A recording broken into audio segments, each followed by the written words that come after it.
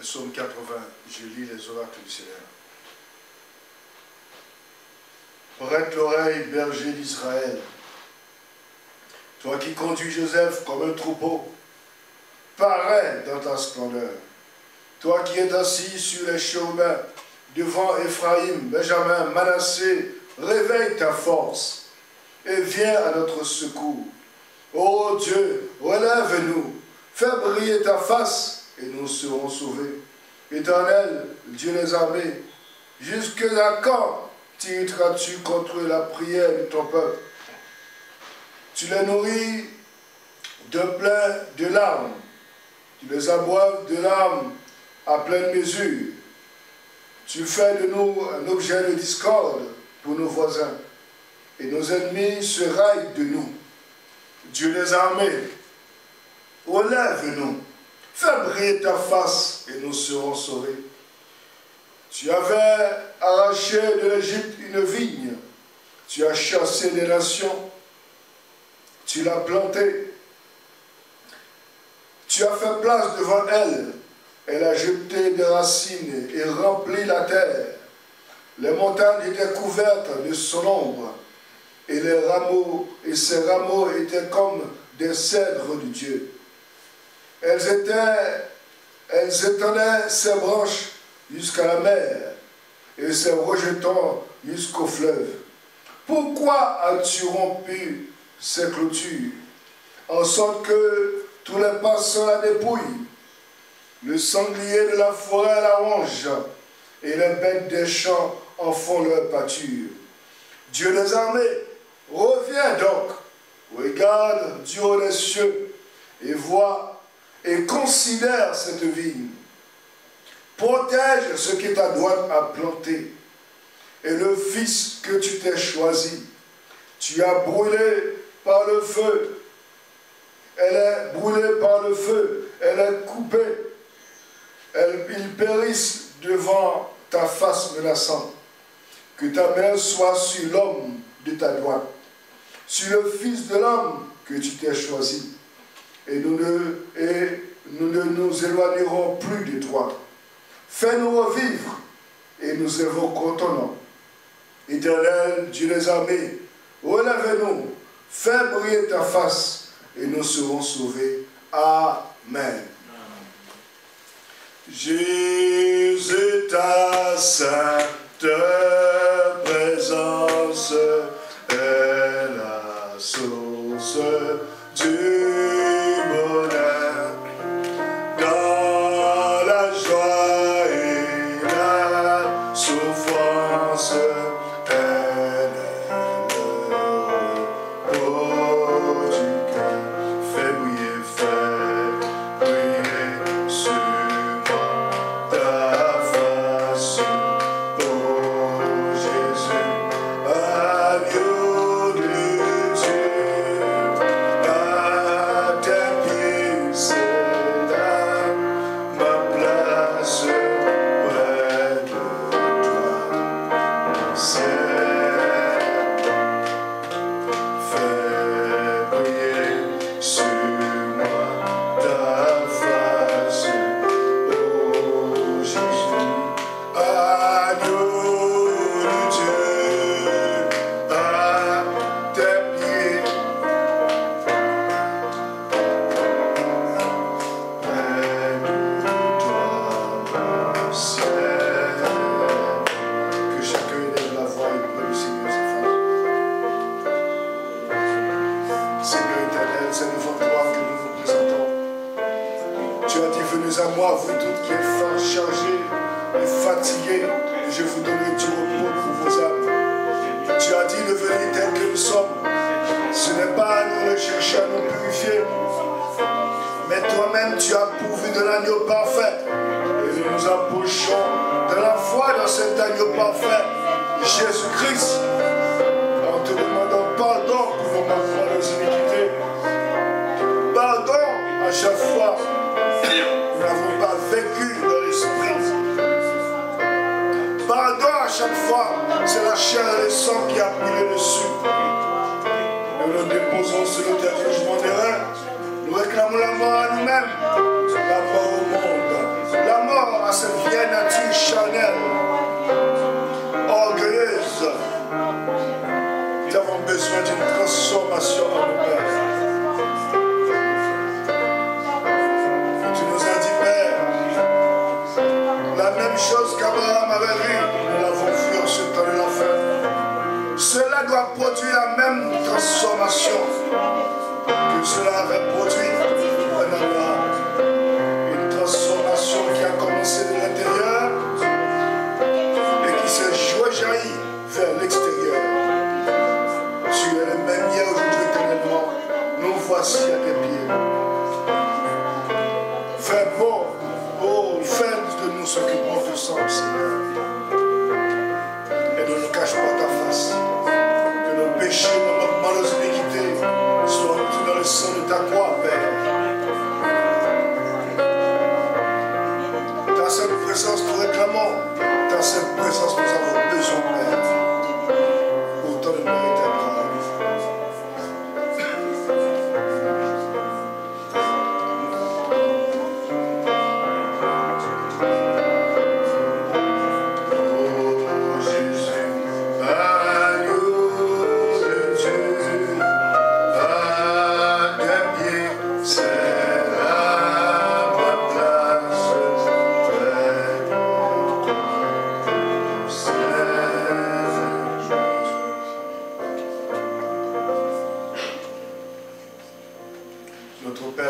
Dieu, c'est devant toi nous nous présentons, tels que nous sommes, toi qui nous as appelés, Père, pas sur nos propres capacités ou nos vertus, mais tu as pourvu de sacrifices parfaits et nous nous approchons de la foi dans ce que toi tu as accompli.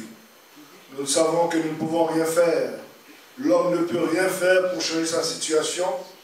Oh Dieu, nous venons pour accepter ce que toi tu as déjà fait pour nous. Seigneur, que nous puissions nous détourner nos regards de nous-mêmes, de nos manquements, que nous puissions tourner nos regards vers Christ, lui qui nous a tellement aimés et a donné sa propre vie, et qui est revenu en ce temps du soir afin de nous unir à lui. Seigneur, tu nous as appelé, c'est le temps de s'unir à la parole. Ainsi, Père, nous ne voulons pas nous contenter d'écouter cette parole. Nous ne voulons pas nous contenter de pouvoir la prêcher, mais ce que tu attends de nous, c'est que nous puissions nous identifier dans la parole et que la parole s'identifie en nous. Car la parole a besoin d'un corps pour œuvrer.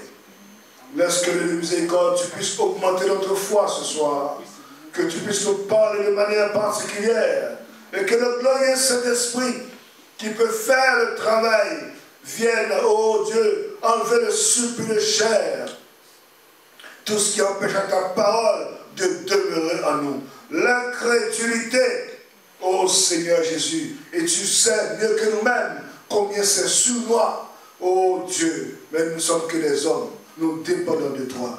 Écoute la voix et nos supplications. Nous sommes venus avec des besoins. Nous sommes, Père, nécessités dans le besoin, car notre guérison est en toi, notre délivrance est en toi. La réponse à nos questions se trouve en toi, Père. Que tu puisses te révéler dans la puissance de ta résurrection à nos âmes, Père, ce soir, alors que nous nous attendons à toi. Nous te demandons de pardonner nos fautes. Au nom de Jésus-Christ, nous prions. Amen. Remplis-moi chaque jour, amour divin, comme je marche avec ta colombe, laisse-moi marcher toujours avec ton esprit.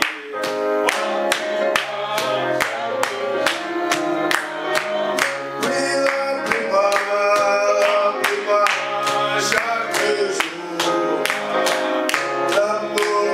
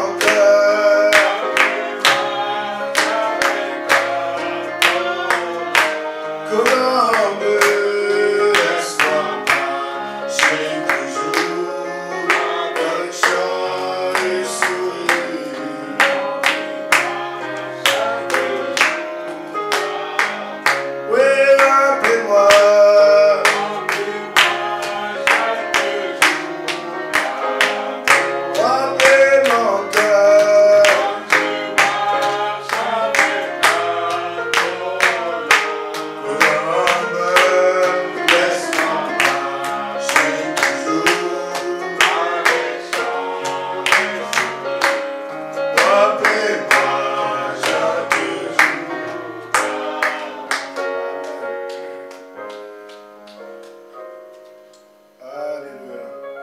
Merci Seigneur Jésus.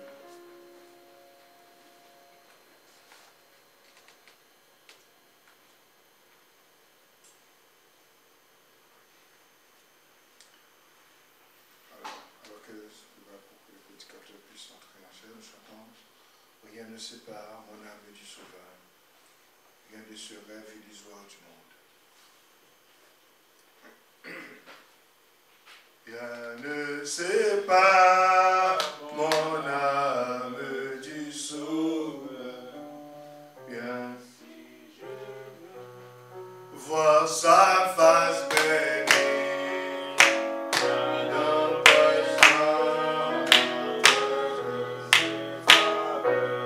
libère la voix. Rien ne sépare, rien ne sépare. Si je veux voir sa face bénie, rien n'empêchera de séparer. Libère la voix. Rien ne sépare mon âme du Sauveur. Rien ne sépare. Fini soit du monde. J'ai renoncé au plaisir du péché. Jésus est bien, rien ne sépare. Rien ne sépare mon âme du Sauveur. Ainsi je veux voir sa face bénie. Rien n'empêchera libère la voix, mais rien ne sépare. Rien ne sépare mon âme du Sauveur. Ainsi je veux voir sa face bénie. Rien n'empêchera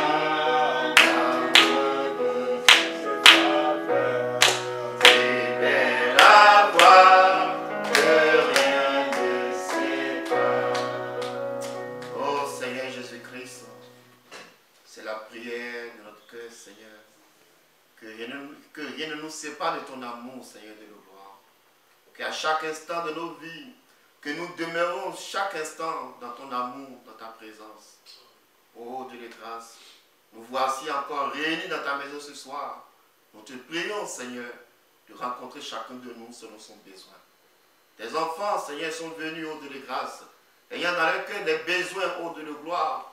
Je te prie, Père, ô Père céleste, de nous bénir encore une fois. Que personne ne sorte tel qu'il est venu. Que chacun de nous sorte meilleur, ô Dieu de grâce. Alors que nous remettons toute la réunion en tes mains. Au nom de Jésus-Christ. Amen. Que Dieu vous bénisse. Nous allons prendre notre Bible. On va lire dans 2 Rois. 2 Rois.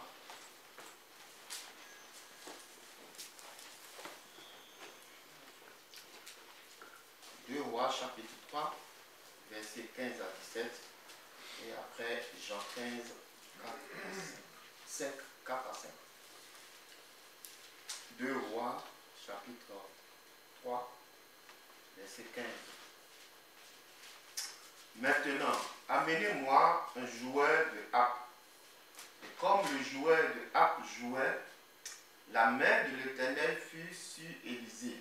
Et il dit, ainsi parle l'Éternel, faites dans cette vallée des fossés.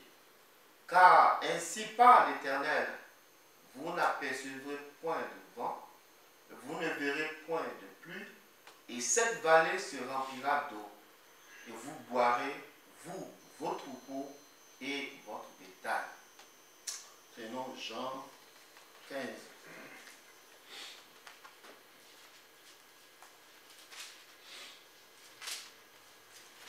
Jean chapitre 15.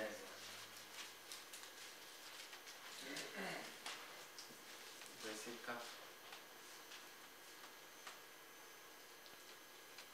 Verset 4 et 5. Demeurez en moi et je demeurerai en vous.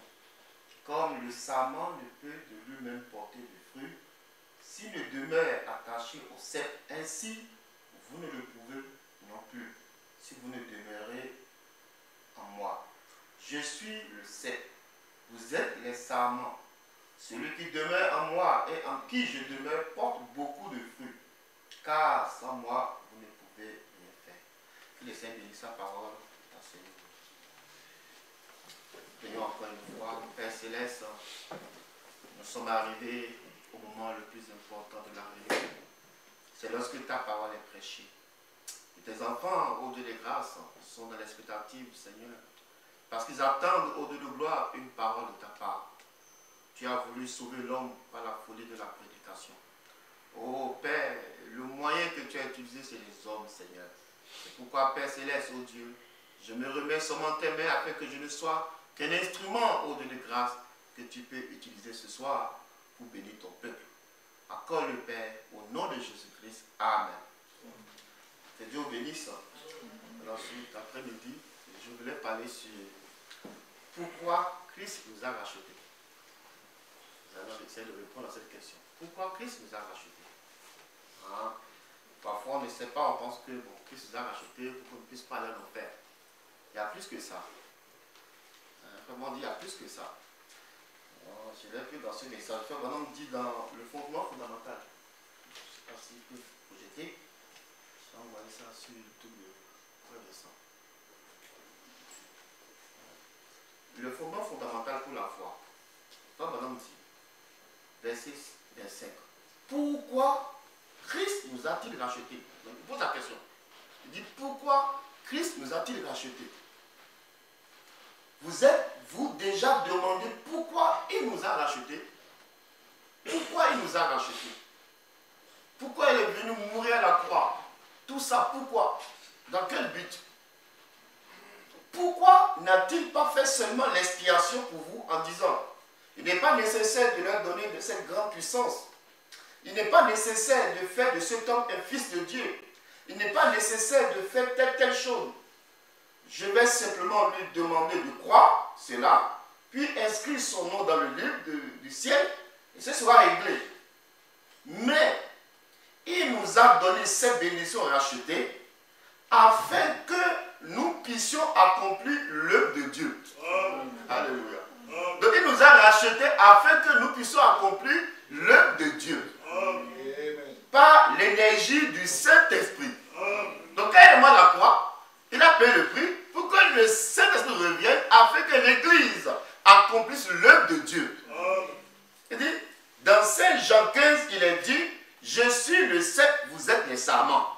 Vous savez que le cep ne peut pas porter le fruit. Bien que le fruit soit dans le cep, mais le fruit ne peut être produit par le cep. Il doit avoir le sarment pour porter le fruit. Vous êtes les sarments. Or, le cep, malgré toute son énergie, ne peut pas produire quelque chose, à moins que le sarment accepte de recevoir cette énergie. Donc, lui, Christ qui est le cep, il sait qu'il a toute l'énergie. Mais les fruits sont en lui. Mais seul le sarment porte des fruits. Il portait les fruits, beaucoup de fruits, afin que Dieu soit glorifié. Donc Dieu a payé le prix pour que son esprit vienne dans l'église et que l'église accomplisse l'œuvre de Dieu. Et quand l'homme dit, hein, dans le message, il dit, vous savez, l'œuvre de Dieu a plusieurs facettes. L'œuvre de Dieu, c'est l'évangélisation, l'œuvre de Dieu, c'est la guérison, tout c'est l'œuvre de Dieu. Mais quand Christ est mort, son souci, c'est que son œuvre continue. Son souci, c'est pour que son œuvre continue. Mais il faut me dire, mais pourquoi nous, en tant qu'Église, chacun de nos membres, église, nous n'arrivons pas à accomplir l'œuvre. Qu'est-ce qui empêche? Pourquoi? Parce que c'est le but pour lequel Christ est mort. Mais pourquoi je n'arrive pas à accomplir l'œuvre de Dieu? Est-ce que le Saint-Esprit n'est pas là? Nous allons voir que le Saint-Esprit est bien là. Mais pourquoi nous n'arrivons pas à accomplir? Il y a quelque chose qui se passe. Frère Branham dit, il dit, dans le fondement fondamental pour la foi, paragraphe 11, il dit, mais le problème est que, depuis qu'il a restauré l'homme, depuis que Christ a restauré l'homme, il l'a ramené à sa place. Mais l'homme, par la chute, avait perdu la conscience de ce pourquoi Dieu l'avait placé sur la terre. Ce qu'il est devenu, il devait faire. En d'autres termes, qu'est-ce qui s'est passé? Toute la tuyauterie, pour ainsi dire, notre cerveau et les issues de la foi ont été obstrués. Alléluia. Dieu nous donne l'esprit, mais l'esprit ne peut pas agir. Et l'esprit, tous les canaux sont obstrués. Donc nous allons chercher à déboucher les canaux. Pour que le Saint-Esprit qui a l'énergie puisse circuler. Pour que nous puissions accomplir l'œuvre de Dieu. Il dit, tout est devenu si obstrué avec cela que Dieu ne peut pas opérer dans l'homme au travers de ces canaux, comme il avait prévu. Or, quand Dieu a formé le corps humain, chaque partie avait un rôle à jouer. Alléluia.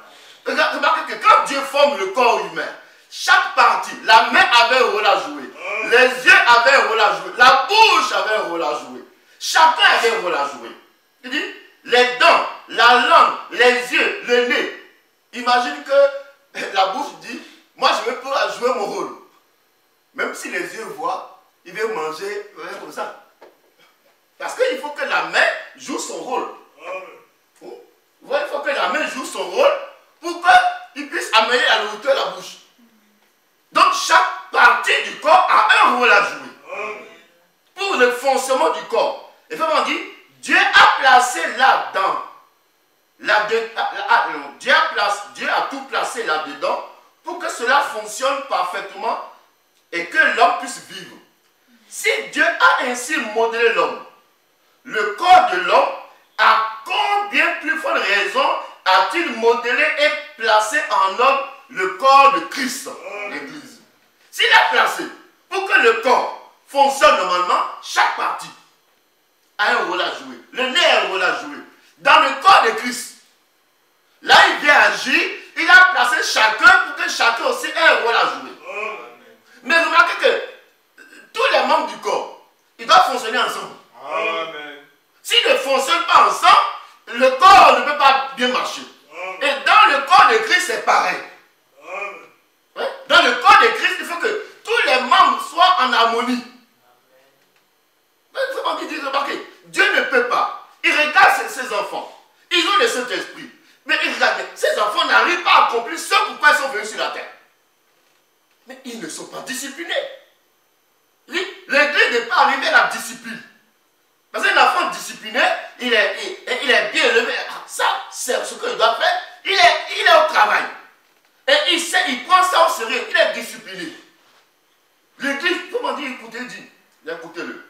Mais comment l'Église pentecôtiste et les églises méthodistes et baptistes peuvent-elles être adoptées avant d'en arriver à la discipline? Il nous faut premièrement être disciplinés. Dieu ne peut pas confier cette puissance à l'Église. Il est difficile de dire ce que vous ferez. Dieu va me donner la puissance, tu vas voir, oh, comme lui ne sait pas, j'envoie le feu. Il n'est pas discipliné. Mais Dieu vient agir. Mais il veut une église disciplinée. Comment un père peut-il confier ses enfants à un garçon qui peut simplement abîmer tout l'héritage? Il ne le peut pas. L'église doit en arriver à être disciplinée. Dieu est à l'œuvre maintenant même pour cela, à la discipline. Dieu doit d'abord amener l'église à être disciplinée. Quand l'église arrive à la discipline, l'église saura que ces choses que Dieu me donne, c'est dans un but. Je dois œuvrer pour Dieu. Il comprend que tous ces efforts, tout ce que je dois faire, il faut que le Saint-Esprit puisse agir dans ma vie. Donc regarde, parfois vous êtes dans les églises, vous allez venir, bon peut-être pas ici. Parfois on arrive quelque part, vous allez venir comme ça. Vous voyez les gens, il y a des clans. Mais comment Dieu peut agir là où il y a des clans? Vous savez, un jour, Paul, il arrive chez les Corinthiens. Dans 1 Corinthiens 3, c'est bien sûr plus avant. 1 Corinthiens 3, verset 3. Il dit, en effet, parce qu'il y a parmi vous de la jalousie et des disputes, n'êtes-vous pas charnels et ne marchez-vous pas selon l'homme? Si on arrive et parmi vous, et par le gars, il dit, l'esprit que je trouve, c'est de la jalousie, c'est les disputes, vous êtes des hommes charnels. Remarquez, quand vous lisez, vous allez voir 1 Corinthiens, parce que 12 chapitres. 2 Corinthiens, parce que 13 chapitres. Mais Éphésiens, il n'y a qu'un seul truc là, mais un seul épître. Quand on dit c'est épître, 2 épîtres, 1 Corinthiens, 2 Corinthiens. L'arrivée chez les Éphésiens, il n'y a qu'un seul. Et 6 hommes, 6 chapitres, 6. Mais là, Paul prêche des choses profondes. L'arrivée chez les Corinthiens, pourquoi vous vous disputez? L'autre a parlé, l'autre vit avec la femme de son frère. Mais regardez, mais n'êtes-vous pas des hommes charnels? Vous ne pouvez pas œuvrer. Vous êtes toujours resté terre à terre. Il dit, quand l'un dit, il dit, je viens. Quand l'un dit, moi, je suis de Paul. Moi, je suis de Paul. Un autre dit, moi, d'Apollo. N'êtes-vous pas des hommes charnels? Oh non, moi c'est Apollo. Moi c'est Paul. Il dit, qu'est-ce donc Apollo? Qu'est-ce donc Paul? Des serviteurs par le moyen desquels vous avez cru. Selon que le Seigneur l'a donné à chacun. Selon la capacité qu'Apollo avait, Apollo était un avocat converti, il avait la capacité de pouvoir influencer le peuple. Et il avait ces capacités. Apollo a semé, Paul est venu, il a continué. Mais à un moment donné, quand Paul arrive, il va, non, moi je suis d'Apollo. C'est Apollo qui m'a parlé. Alors moi je suis de Paul. Il dit, n'êtes-vous pas de charnel? Ne pensez-vous pas qu'avec cet esprit-là, Dieu ne fera rien, Dieu ne peut rien faire. Il dit, Paul dit, j'ai planté, Apollo a arrosé, mais Dieu a fait quoi? Amen. En sorte que ce n'est pas celui qui plante qui est quelque chose, ni celui qui arrose, mais Dieu qui fait quoi? Amen. Si Apollo a planté, et que Paul a arrosé, si ça ne croit pas, vous avez un fait. Donc le plus important, c'est celui qui fait quoi? Et c'est Dieu qui fait quoi? Mais comment on va dire, moi je suis d'Apollo, moi je suis de Paul. Mais qui sont-ils Paul et Apollo? Dis. Celui qui plante et celui qui arrose sont égaux. Et chacun recevra sa propre récompense selon son propre travail. Chacun sera récompensé par rapport à ce qu'il a fait. Si Apollo a la capacité de planter, mais gloire soit rendue à Dieu. Si Paul a la capacité de l'arroser, mais gloire soit rendue à Dieu. Et si la semence fleurit, mais gloire, parce que c'est le but final. Le but final, c'est que la semence puisse porter des fruits. Mais pourquoi venir dire, moi je suis d'Apollo? Parce qu'on dit, moi je suis d'Apollo, il y a le clan d'Apollo. Moi je suis de Paul, moi le clan de Paul. Paul dit, mais vous êtes des hommes charnels, vous n'êtes pas des hommes spirituels. Il dit, car nous sommes ouvriers avec Dieu. Amen. Il dit, car nous sommes ouvriers avec Dieu et vous êtes le champ de Dieu, l'édifice de Dieu. Amen. Donc vous êtes l'édifice de Dieu, nous sommes des co-ouvriers, mais vous êtes l'édifice. Là où le tabernacle dans lequel Dieu doit marcher. Amen. Ouais, le tabernacle dans lequel Dieu doit agir. Donc je n'ai pas à savoir, peu importe. Tout ce que je veux savoir, est-ce que c'est le message? Amen. Parce que Dieu, vous savez, le grand point parfois, vous entendez les gens l'autre a son opinion, l'autre a sa manière de faire. Mais Dieu, non, ce que je voulais apporter de lui, c'était les gardiens de trône. Mais bon, c'est dans ce moment que j'avais fait au Havre.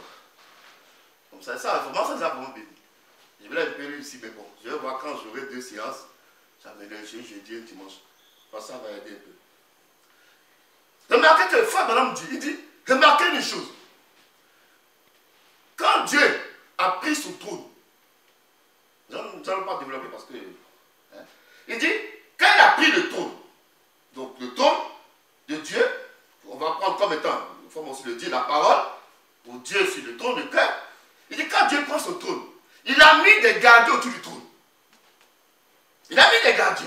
Il n'a pas laissé le trône comme ça. Il dit, depuis l'Ancien Testament, jusqu'au Nouveau Testament, il a toujours mis des gardiens. Et leur rôle, ce n'est pas les gardiens du temple, mais c'est les gardiens du trône. Amen. Et leur rôle, c'est de veiller sur le trône. Ils sont les 4 êtres les plus proches du trône. Amen. Comme vous lisez bien, il y a les 4 êtres vivants, les 24 anciens et des milliers d'anges. Mais les plus proches, comme on dit, les plus proches du trône, c'est les 4 êtres vivants. Et ils sont les gardiens. Leur rôle, c'est de garder le trône. Alléluia. C'est-à-dire que eux, le temple, ce n'est pas leur affaire, c'est les 144 000. Mais eux, leur mission, c'est le trône. Tout ce qui se passe dans le peuple, ce n'est pas leur affaire. Est-ce que le trône est gardé? Donc c'est pour ça que Dieu les a envoyés. Il dit, remarquez, quand Ézéchiel montre un peu le trône en déplacement, il descend. Hein, je vais développer plusieurs fois, mais je prends seulement pour vous montrer l'extrait.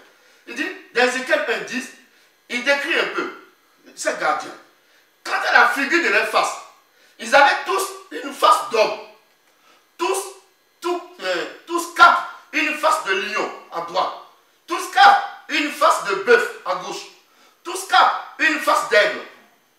Leurs faces et leurs ailes étaient séparées par le haut. De leurs ailes étaient joints l'un et l'autre, et deux couvraient le corps. Verset 12. Chacun marchait droit devant soi. Ils allaient où l'esprit les poussait à aller. Et ils ne se tournaient point dans leur marche. Alléluia. C'est-à-dire, quand ils vont, si c'est la face de l'homme, tous vont dans la même direction. Si c'est la face de l'aigle, tous dans la face de l'aigle. Quand c'est la face de lion, tous. Et que l'un ne veut pas dire, moi je vais, le lion va dire, moi je vais agir dans la face de lion. Et l'aigle dit, non, non, tous. Parce qu'il doit garder le trône. Et frère Branham, ça veut dire quoi? Il dit, pensez-vous que Dieu ne met pas une garde autour de sa parole? Voici le bœuf, le lion, l'homme et l'aigle. N'est-ce pas qui se tient toujours à ses portes, ici même sur la terre? En cet instant même, ce sont les évangiles, les 4 évangiles. Et voyez, et remarquez bien, dans toutes les directions où ils allaient droit devant eux. Ils ne se contredisent pas. Amen. Alléluia. Ces gardiens ne se contredisent pas. Tous dans la même direction. Tous doivent dire la même chose. Amen. Alléluia. Il dit, ils ne se contredisent pas l'un l'autre. Ils restent en accord. Amen. Parce que pour qu'ils tous aillent dans la direction de l'aigle, il faut que tous soient d'accord. Pour dire que oui, c'est la direction de l'aigle que nous prenons, tout le monde dans la direction de l'aigle. S'ils vont dans la direction du bœuf, tous doivent être d'accord. Nous allons dans la direction du bœuf. Pas l'on dit, non mais moi je pense que l'aigle est bon. Non. Mais non, vous n'êtes pas les gardiens. Les gardiens du trône doivent veiller sur le trône. Et ceux qui dirigent ces gardiens, c'est le trône. L'un avance avec la perspicacité d'un homme. L'autre avance avec la rapidité d'un aigle. L'un est pasteur, l'un est évangéliste pour voler comme l'évangéliste. Vous voyez, l'autre est un pasteur, l'autre est vigoureux, l'autre est perspicace. Vous voyez, c'est gardé de tous côtés. Dieu garde cet évangile et cet esprit. Croyez cela, frères, très bien. Dieu met ses hommes. Et leur rôle, comme il dit, tout ministre, son rôle, c'est de veiller sur le trône. Amen. Sa mission, son but pour lequel Dieu l'a envoyé, c'est de garder le trône. Amen. Que rien ne puisse toucher le trône. Frère Dieu dit, si vous remarquez, même dans leur marche dans le désert, comment ils étaient autour du trône. Amen. Tu ne peux pas venir aller au trône sans aller rencontrer les tribus. Amen. Alléluia. Il y a chaque tribu, 3 tribus de chaque côté, avec leur étendard. Donc avant de pouvoir toucher le trône, il faut que tu puisses vaincre. Amen. Chacun des Israélites. Dieu a mis les trônes, les gardiens. Et ce message, Dieu a mis les gardiens. Amen. C'est pourquoi un gardien du trône, lui, c'est le trône. Oh, on va falsifier. On ne touche pas à ça. Amen. Parce que lui, c'est... Oh, ça, je vais développer. Il faut que je développe. Bible, ça a beaucoup aidé. Il dit, Dieu sait. Et leur but, ils ne sont pas les gardiens du temple, ils sont les gardiens du trône. Leur but, c'est de veiller. On ne touche pas au trône. On ne modifie pas ce que le trône a dit. Amen. Peu importe l'opinion, peu importe ce que les autres pensent pour eux, leur but pour lequel Dieu les a envoyés, c'est de garder le trône. Amen. Donc ils n'ont pas fait de compromis. Amen. Ils n'ont pas fait de sentiments. Amen. Ils n'ont pas connaître qui est qui, papa, maman, frère, soeur. Tout ce qu'ils connaissent, celui qui les a mandatés. Amen. Alléluia. Et je crois que Dieu essaie de garder le trône. Amen. Il veille sur le trône. Ah, le trône a dit, oh. C'est le trône qui a dit. Et il ne bouge pas. Non, tu vois, le trône a dit, il ne bouge pas. Mais on ne peut pas le secouer parce que c'est un gardien. Amen. Oh, que Dieu nous aide. Amen. Et tous doivent être en accord. Amen. C'est pourquoi Paul dit, il dit, 1 Corinthiens dit, je vous exhorte, frère, par le nom de notre Seigneur Jésus-Christ, à tenir tous un même langage. Amen. Alléluia. À tenir tous un même langage. Amen. Il n'a pas dit à tenir tous la même langue. C'est un langage. Amen. Regardez bien, il n'a pas dit à parler tous la même langue. Oh, tous parler français. Non, non, non. Tous le même langage. Amen. Jésus disait, pourquoi ne comprenez-vous pas mon langage? Amen. C'est un langage. Le message, c'est un langage. Amen. Et tous doivent tenir le même langage. Amen. C'est très important. Comment Dieu va agir quelque part où tous n'ont pas le même langage? L'un dit ça c'est bon, l'autre dit c'est pas bon. C'est la confusion. L'un dit non, ça ce micro, c'est très bon. Vous savez, si tous disent, même si le micro n'est pas bon, et bien tous disent c'est bon, celui qui vient acheter sera convaincu. Amen. Parce qu'il va dire que tout le monde dit que c'est bon. Peut-être que c'est pas bon. Hein? Vous savez, les commerciaux, quand ils veulent vous vendre quelque chose qui n'est pas de valeur, ils vous vendent ça. Il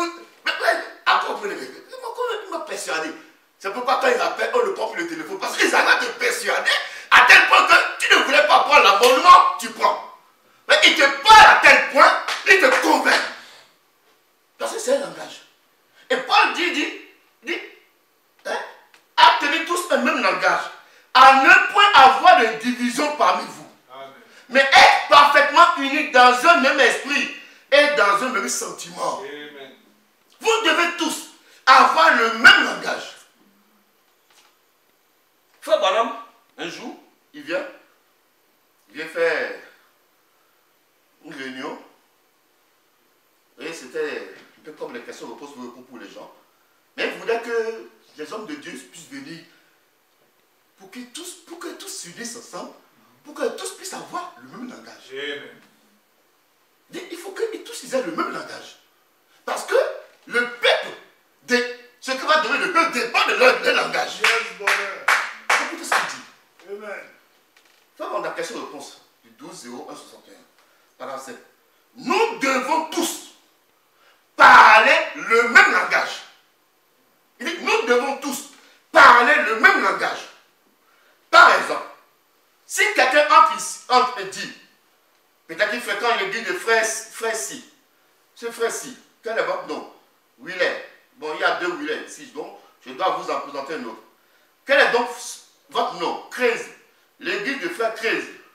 Et frère Crazy pourrait dire une certaine chose. Si donc quelqu'un vient de chez Schilleberg et va à l'église de frère Rudel, l'église de frère Rudel sera différente de celle-là. S'il va à l'église de frère Juni, elle sera tout à fait différente. S'il vient au tabernacle, ce sera encore autre chose. Vous voyez, cela plonge les gens dans la confusion. Amen.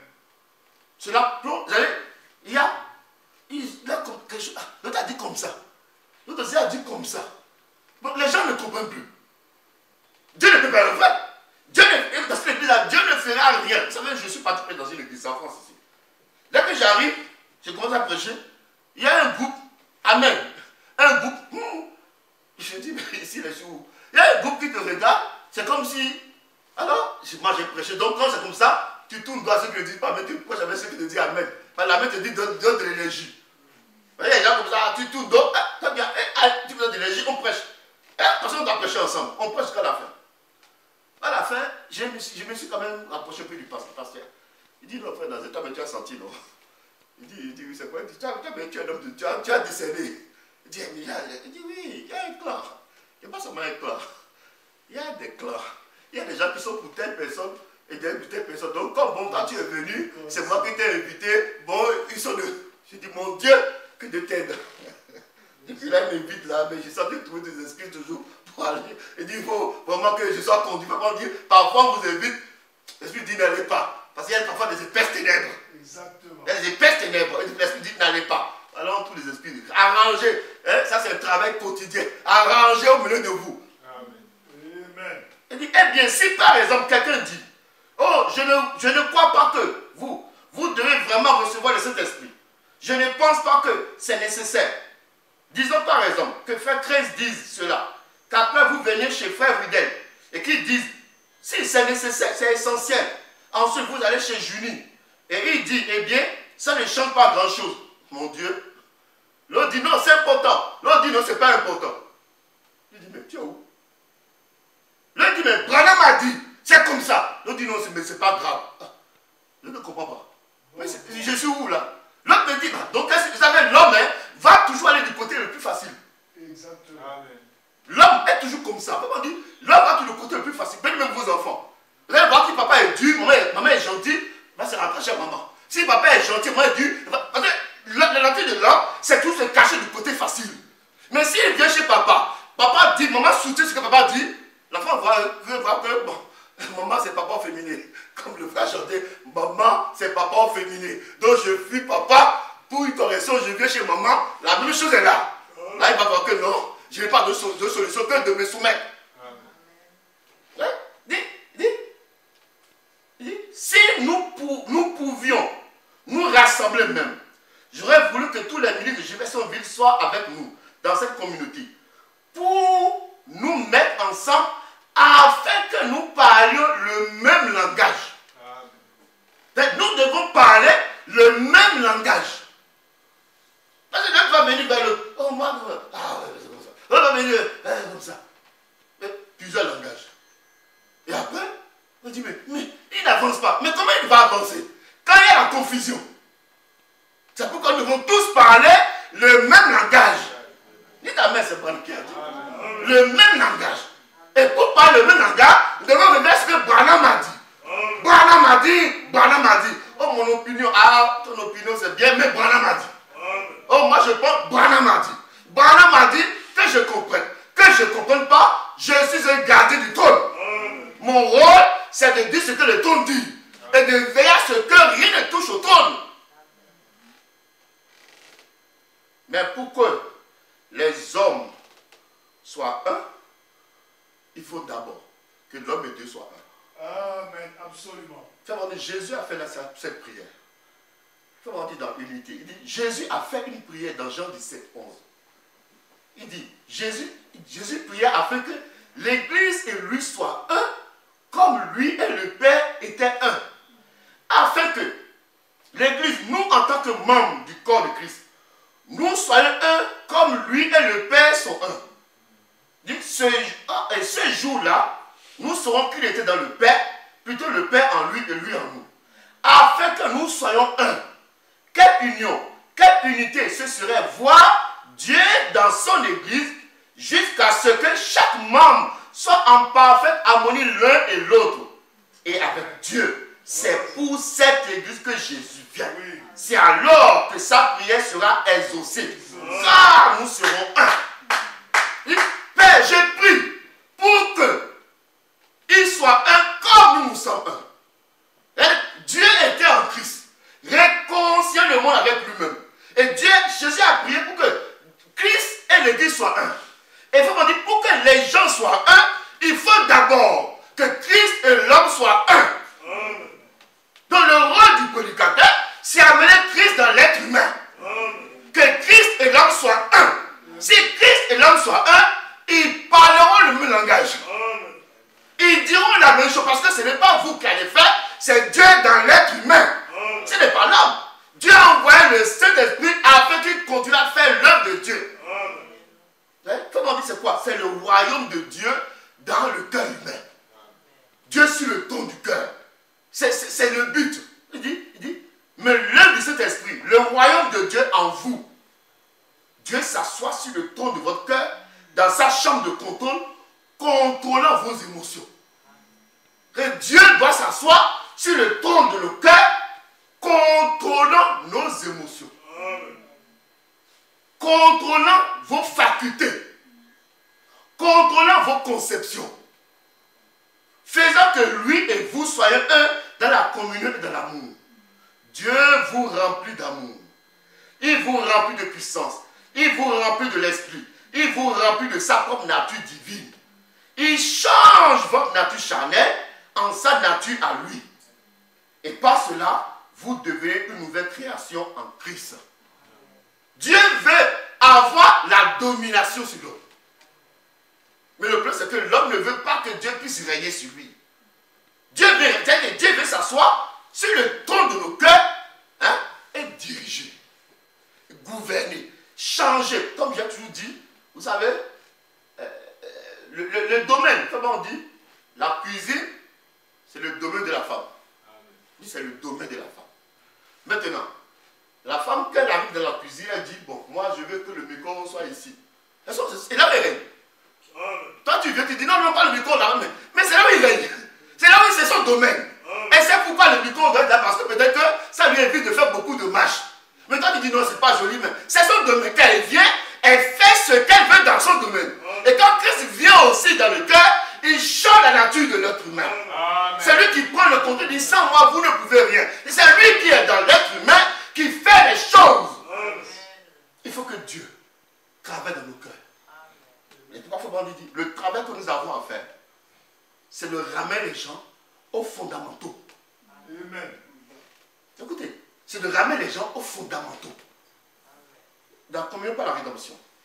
Je crois qu'en ce jour où nous vivons maintenant, la chose la plus fondamentale que je pense que tout ministre devait prêcher, c'est ramener les gens aux principes généraux de l'évangile. Alléluia. Et le travail, c'est ramener les gens aux principes généraux, aux fondations. Quand l'église est bien bâtie, l'église va s'envoler. C'est de ramener, c'est un travail pour que l'église puisse revenir. Pourquoi Dieu, Christ est mort à la croix? Pourquoi Christ nous a rachetés? Il ne nous a pas rachetés pour qu'on puisse fuir l'enfer.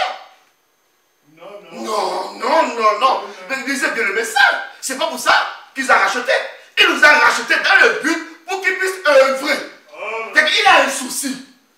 C'est son œuvre. Pour qu'il œuvre à travers l'être humain. Mais on doit revenir aux principes généraux de l'évangile. Revenir au fondement. Car si vous n'êtes pas érigé sur le bon fondement, c'est simplement ça ne sert à rien. Alléluia. Si vous n'avez pas fait le bon fondement, ça ne sert à rien. Ramenez les gens aux fondamentaux. Christ, aimez-vous les uns les autres. Nous allons développer un peu. Nous devons revenir aux fondamentaux. Sans cela, rien ne peut arriver. Tout est obstrué. Dieu regarde. J'ai envoyé le Saint-Esprit. Mais il ne fait rien. L'église est toujours là comme stérile. L'église n'avance pas. Qu'est-ce qui se passe? Vous allez voir que nous allons voir les ordres dans l'Ancien Testament que j'ai pris. Regardez les 3 rois. Vous allez comprendre ce qui les a arrivés, ça arrivait exactement à l'église. 3 rois. Il y a d'abord le roi Joram, qui était le roi qui est venu après Akab. C'est le fils de Akab. Et quand Akab est mort, Joram, c'est lui qui était roi. Il restait à Samarie. Et il y avait un peuple, une tribu, qui s'est révoltée parce qu'il payait les tasses à Akab. Mais quand Akab est mort, ils se sont révoltés. Ils ont dit ne paye plus les tasses. Joram voit que bon, là c'est difficile. Il dit bon, il va voir Josaphat. Josaphat était un ami de son père. Josaphat, viens ici, viens m'aider. Toi tu étais un ancien, viens m'aider. Nous allons aller à Ramoth là-bas. Ou bien je ne sais pas, c'est Ramoth, hein, tout. Il dit nous allons là-bas, le roi là qui veut payer les tribus, nous allons là-bas aller récupérer. Il dit ah oui. Non, je me rappelle de ce contrat-là, mais ils l'ont plus respecté. Ils sont révoltés parce qu'Akab est mort. Ils vont voir. Mais avant de partir, allons chercher le roi d'Édom. Passons par le chemin d'Édom. Quelle association! Comment on dit? quelle association, quel rassemblement sans Dieu. Et il dit, 2 Rois 3, 9, il dit, le roi d'Israël, le roi de Juda et le roi d'Édom partirent. Et après une marche de 7 jours, il manquait d'eau pour l'armée et pour les bêtes qui la suivaient. Alors le roi d'Israël dit, hélas, l'Éternel a appelé ces 3 rois pour les livrer entre les mains des Moab.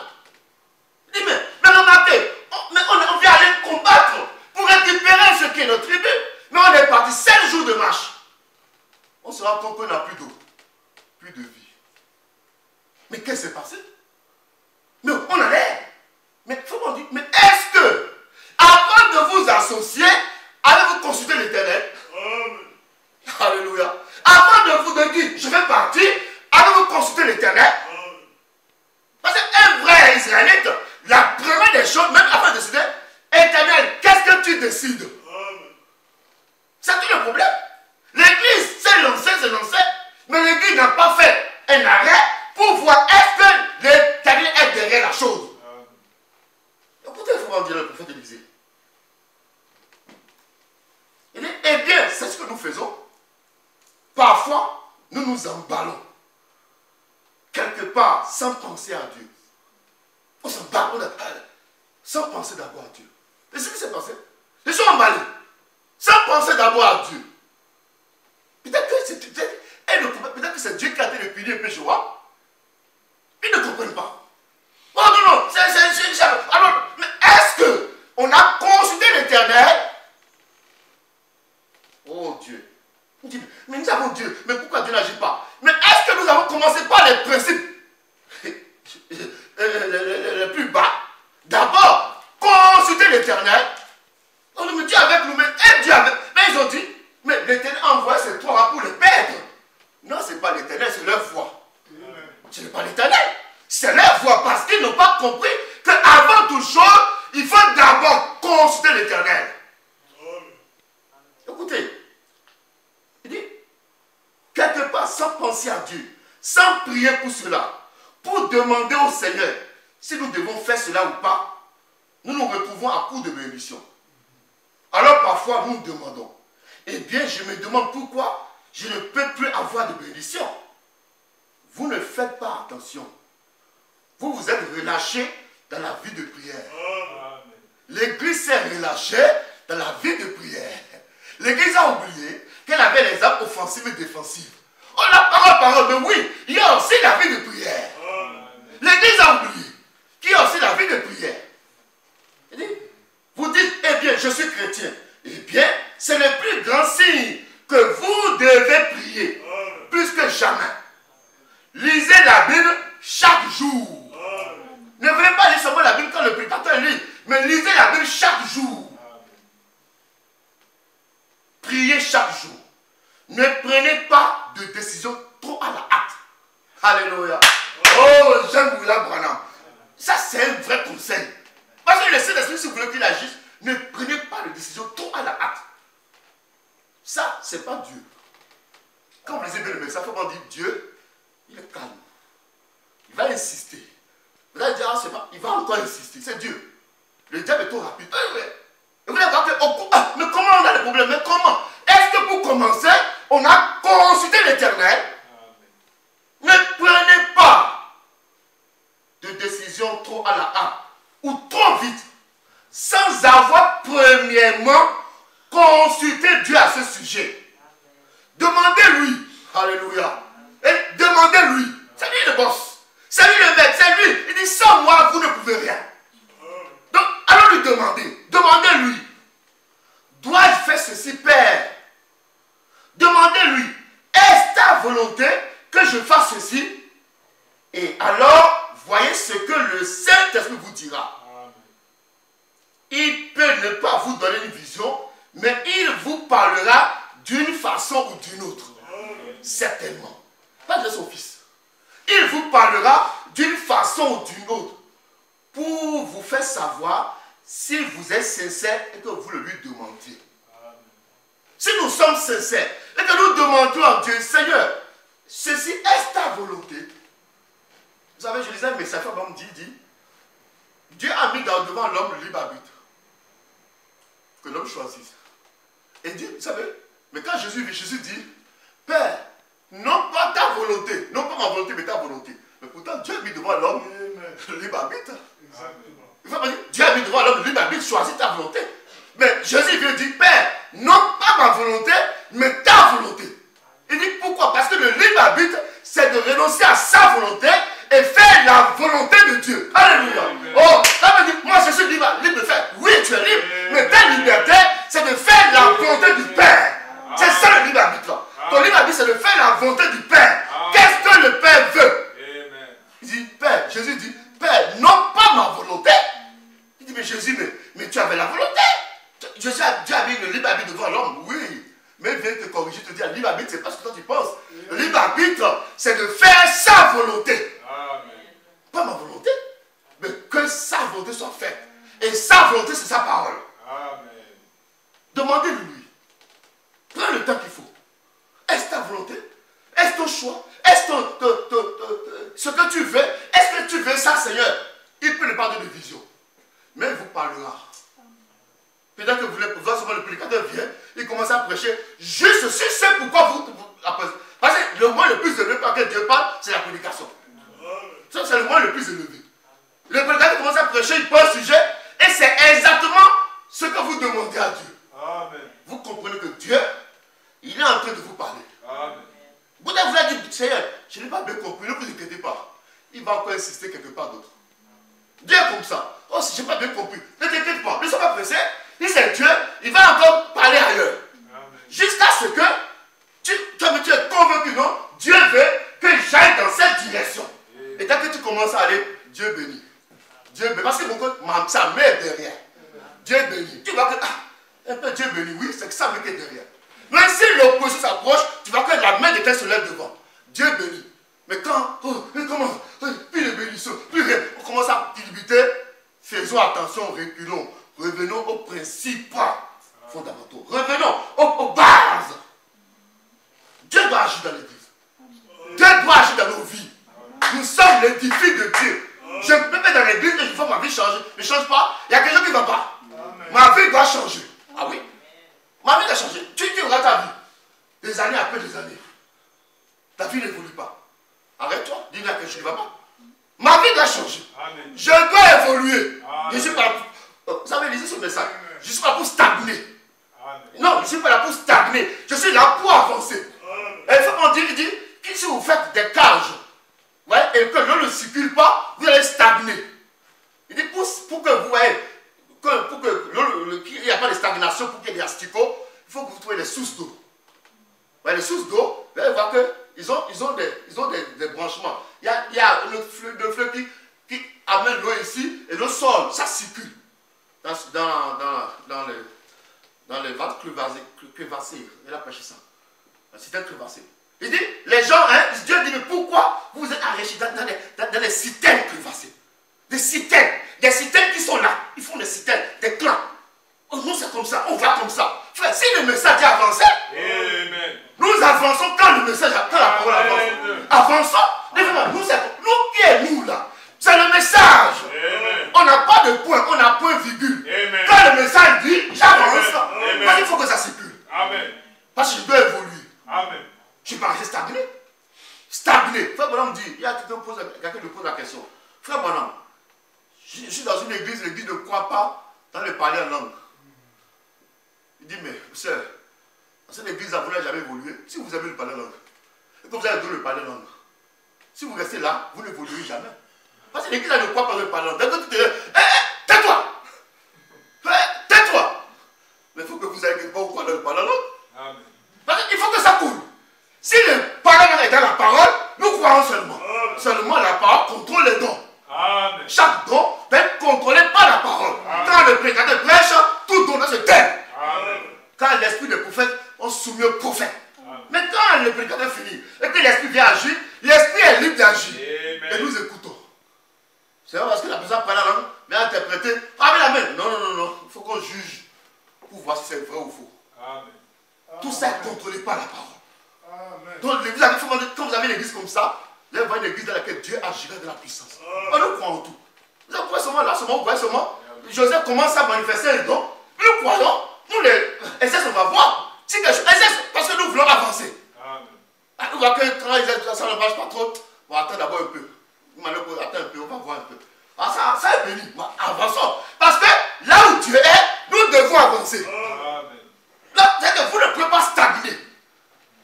Une église qui est stagnante, comment dire, Dieu ne peut pas faire confiance à un pasteur qui n'a pas l'ambition d'évoluer.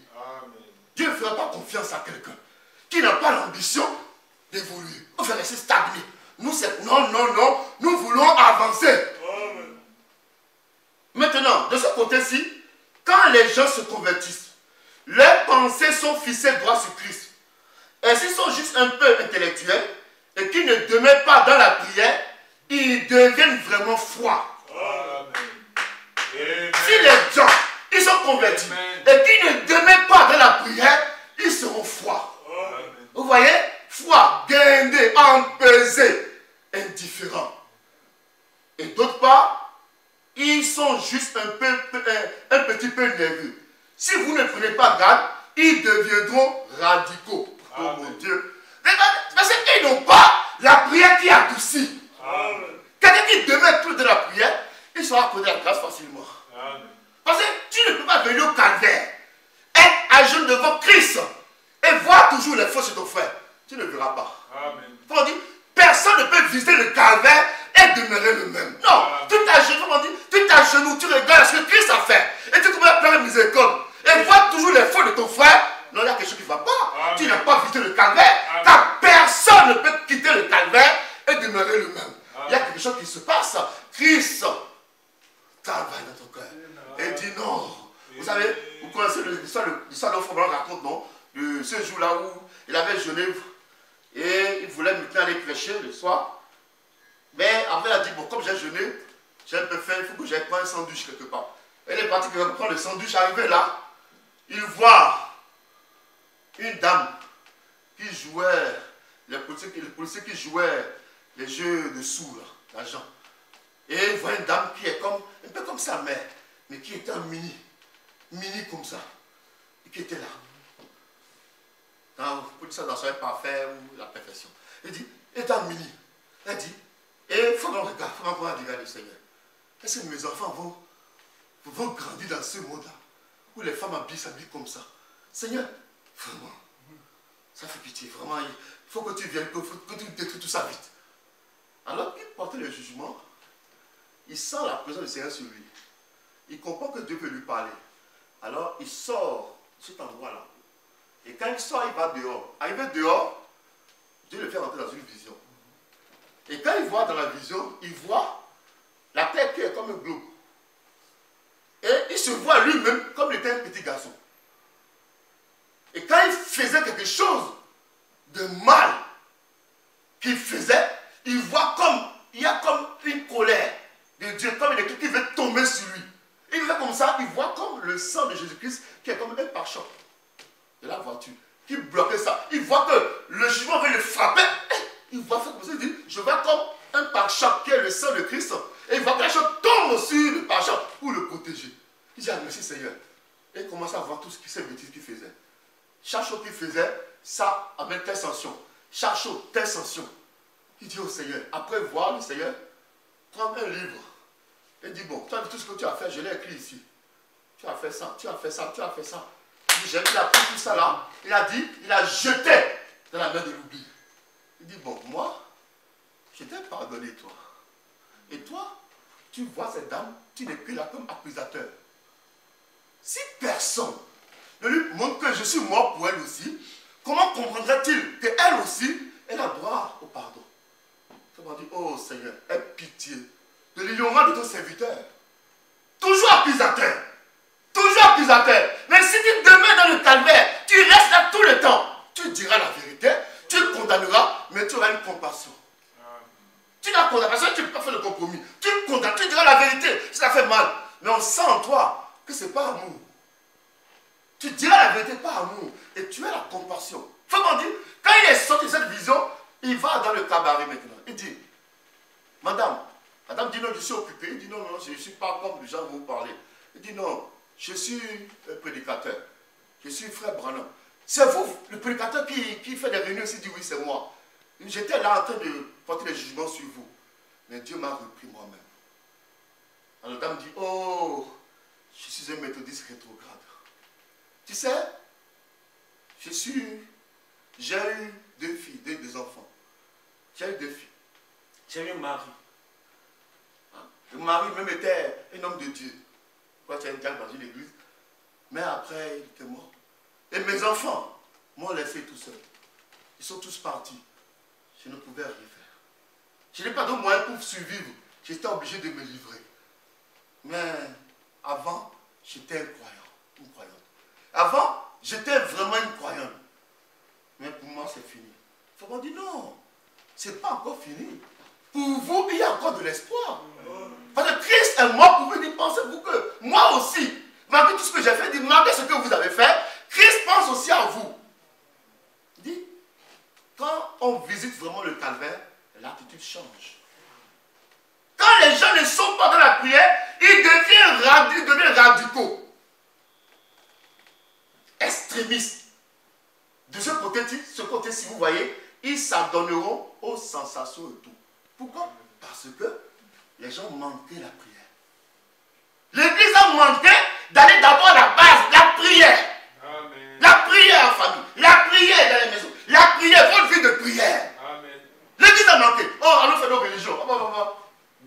Comme parfois vous venez, hein, surtout les dimanches matin. Vous venez seulement à l'église comme ça. Tout à l'heure vous êtes préparé. Donc vous envoyez les gens. Mais comment? Vous venez devant l'église déjà comme ça. Il ne comprend pas qu'il faut se préparer. Quand je vais à l'église, je dois me préparer le matin. Il faut prier, il faut être dans une atmosphère. Pourquoi on a des de silence? C'est pour se préparer. Être dans un esprit pour recevoir la parole. Et quand la parole vient, je suis éveillé. C'est le matin, ce n'est pas le soir. Encore le soir, on peut comprendre, tu as travaillé, on peut comprendre. Mais le matin, tu viens du lit, ça veut dire que tu viens déjà lourd. Non, ça veut dire que tu ne fais que la régie le dimanche. C'est que chez toi, il n'y a pas de prière. Dans la semaine, nous parlons même pas. C'est pourquoi j'ai dit, attends, nous devons retourner à la prière de la semaine. C'est très important. Parce que vous venez devant les vous savez, vous sentez que ici, ça ne va pas. C'est lourd. Les gens sont lourds. Dis frère, vous comprenez, nous ne sommes pas des catholiques pour avoir l'église du dimanche. Nous sommes les croyants du message. Et comme l'a enseigné, l'église de la semaine, c'est important. Parce que ça regarde les gens dans un esprit. Vous avez la prédication comme ça. On va prier. Vous avez médité ça. Dimanche, vous aurez encore la réunion. Ça garde les gens dans une atmosphère. Amen. Ça garde les gens dans une atmosphère. Parce que tout le monde n'est pas au même niveau spirituel. Mais après ça, les gens sont autour d'un feu et les choses qui sont là vont se mettre en action. Amen. Mais quand on ne comprend pas, parfois on devient trop calculatrice. Amen. Frère Nazé, quelqu'un m'a dit, mais frère Nazé, mais quand vous quittez, quand vous dépensez beaucoup d'argent, mais à quoi ça sert de venir tout le temps? Il faut faire peut-être 2 fois dans les 2 mois. Je dis, mais si nous voulons ajouter aussi la pierre, j'ajoute aussi ma pierre à ce qui se fait ici, il faut que j'ajoute ma pierre. Parce qu'il ne faut pas sauver un ministère, il faut plutôt beaucoup de ministères pour aider une. Il faut des ministères. Il faut que j'amène la pierre, l'autre amène sa pierre pour édifier. Mais si on va trop calculer, on ne va arriver nulle part. Amen. Non, pour Dieu, on ne calcule pas. Amen. Dieu prendra soin. Peut-être que vous n'avez pas, mais Dieu quelque part dit, Dieu met dans le cœur de quelqu'un, il vous soutient. Écoutez, vous savez, tout le monde veut une expérience du sommet de la colline. Ils ne veulent jamais descendre dans la vallée. Tout le monde, l'église Pentecôte aussi, chaque soir, si vous ne criez pas, vous ne dansez pas, vous ne sautillez pas, vous ne parlez pas en langue, vous ne courez pas ça et là dans l'église, l'un et l'autre chante, vous n'avez pas du tout de réunion. Eh bien, vous savez, c'est bien d'être au sommet de la montagne, c'est bien, mais permettez-moi de vous dire, vos fruits gèleront là-haut. Alléluia. Vos fruits gèleront là-haut. Vous voyez, il dit, c'est ce qui est arrivé aujourd'hui.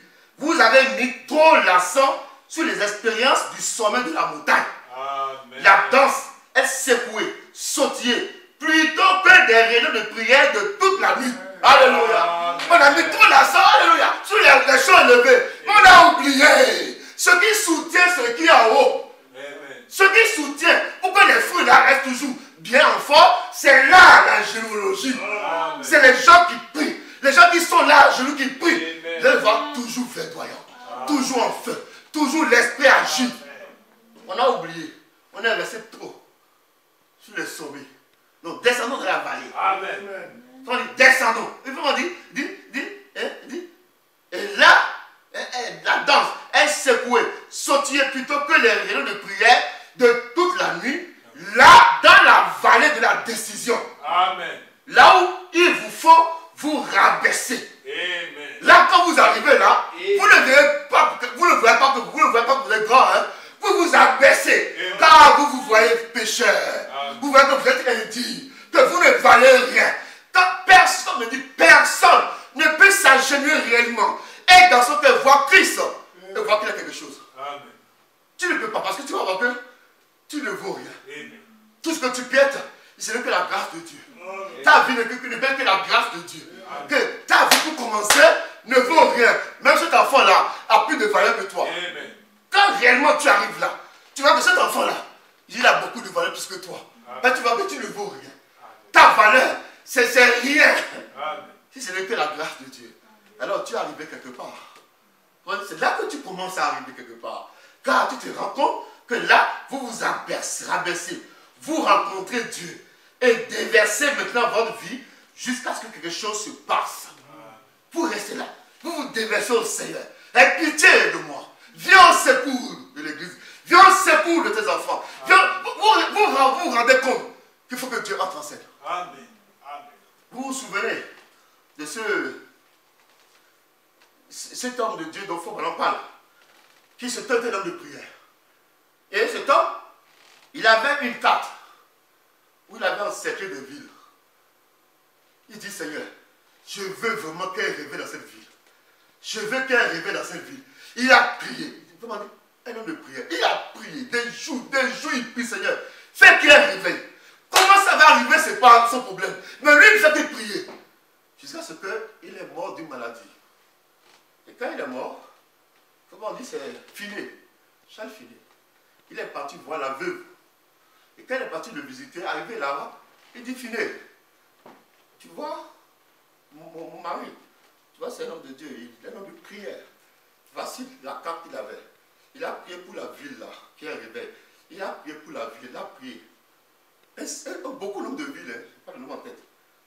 Et il faut pas dire, qu'est-ce qui s'est passé? Finé prend la liste et prend la carte.